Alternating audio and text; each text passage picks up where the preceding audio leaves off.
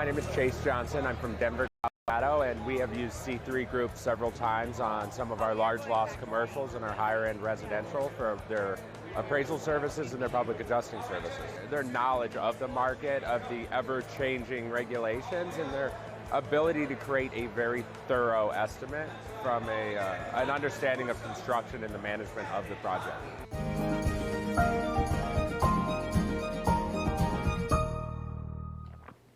Hi, hail stalkers. I think everything is okay. We've been away for about a week.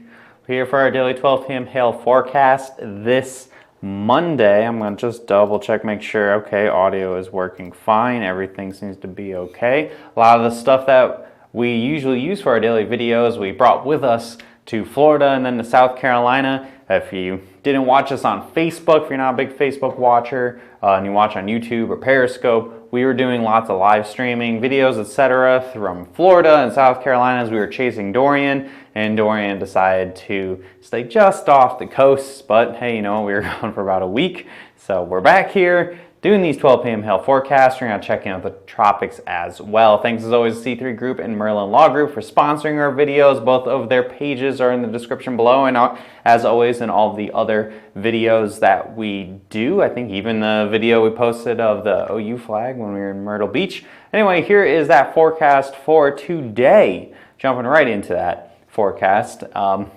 Two different areas we're looking at. First of which is here in the northern and central plains, up to some golf ball size hail is possible in any of these storms in the orange area. Storms are going to form this afternoon, probably sometime after about 2 or 3 o'clock central time. 2% chance for Omaha. I think a lot of the hail is going to be focused within this orange region as well, so it's going to kind of skirt just to the west and north of Omaha, and I think storms are going to form an impact just south of Minneapolis, but I got that 2% chance Minneapolis could squeak out a storm, especially on the southern sides of the metro area. The other area we're looking at here is along the east coast and parts of Virginia and into North Carolina. Got that 2% chance, maybe up to some $50 size hail with those storms, and that'll be happening in the afternoon hours, probably in the next hour or so through about sunset tonight. Few and far between storms with that one. So here's our future radar. It's got Minneapolis right here. You see a couple storms trying to get going, and a lot of it looks like it's going to be more of a wind producer, heavy rain. But again, any of those strongest storms could have up to golf ball size hail like that one in northern Iowa there. Again, this particular run's not showing a lot for the Nebraska area, and it's keeping everything, it's been progressively keeping everything south of Minneapolis. I had a bigger risk for them earlier in the morning, and then I kind of trimmed it back by the time this video happened. And further to the west here across Kansas and parts of Nebraska, a couple isolated storms possible in this area as well. So that's what we're looking at today, and then I forgot to put in showing along the East Coast, but again, it's kind of a isolated nature. 1 or 2 storms could produce up to some golf ball, or not golf ball, $50 size hail there. For tomorrow on your Tuesday, we have a chance for up to some tennis ball size hail. However, it's over a very rural area, the northern sections, the sand hills of Nebraska, so probably not a whole lot at risk, but could be some big hail there, and maybe we could get some more isolated, marginally severe hail from Sioux Falls down through just north of Omaha, all along the Siouxland area. I think someone put in the comments. So we'll be watching that super carefully. We can see in the future radar, this particular model run is showing a lot of storms on the South Dakota side of the risk, but pretty big explosive storms. I think we could see pretty big hail out of this. Unfortunately, it's going to be over fairly rural areas. So, going to go into that tropical check-in. Hurricane Dorian was a lot of hype and unfortunately unbelievably devastating for the Bahamas. But for the United States, it was more of a glancing blow. We did make a landfall on Hatteras, which we did not chase that. It's kind of hard to get to the Outer Banks during a hurricane. And at that point, we were pretty tired and kind of over it. So we were on our way back. But there is more activity to be watching.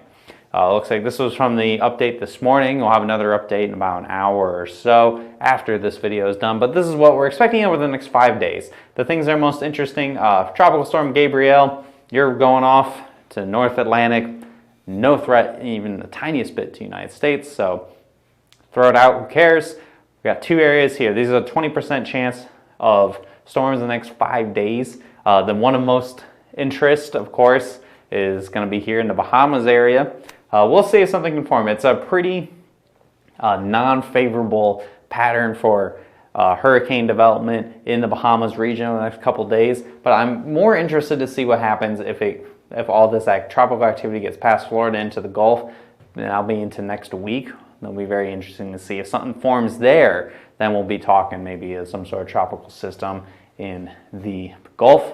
Again, we'll be watching this all week into next week. And then this area here, as we get towards the Lesser Antilles here at the edge of the Caribbean, I'm willing to bet something will form here as well. And this will be something to watch. We'll see if this ends up going north, does the curve, goes through the Caribbean, takes its long way to the United States. Either way, stuff to watch. We are in peak season. We've had quite a bit of activity over the past week and a half. All it took was we got that last week of August, things exploded, and now we're just watching more systems trying to form and see if any of them will be more than just a fish storm, as we like to call them. So we'll be keeping you guys up to date. We'll keep the tropical check-in probably a pretty regular thing over the next few weeks as we move through hurricane season. Follow us here on Facebook, hit See First, especially when we were tracking the hurricane. It's just a little easier to go live on our phones versus this whole computer setup that we normally have. And due to some data restraints, it's a little challenging to get onto every single platform. So it's very imperative to follow us on Facebook, where we do focus most of our videos. And hit See First, and the algorithm should allow for storms to pop up at the top of your newsfeed. Give us a call right here at 855-334-4245. Any comments, questions, or concerns you may have. Interested in what Hailtrace has to offer? You need to set up a training to better understand what Hailtrace can do for you and your company. You can email us at info@hailtrace.com as well. Visit our website for more details, and follow us on Instagram. We are doing Instagram stories and updates during the chases. They're very much more active on there during storm chase periods, and you get that nice little behind the scenes footage there. So, all right, guys, we will be back again tomorrow at 12 p.m. as always with our daily 12 p.m. hail forecast on whatever platform you prefer to watch us on. We'll be doing that all this week, and of course through the week next week. Hopefully, fingers crossed, we get some hail, maybe even some tropical systems. Have a great day, everybody. I'll talk to you tomorrow.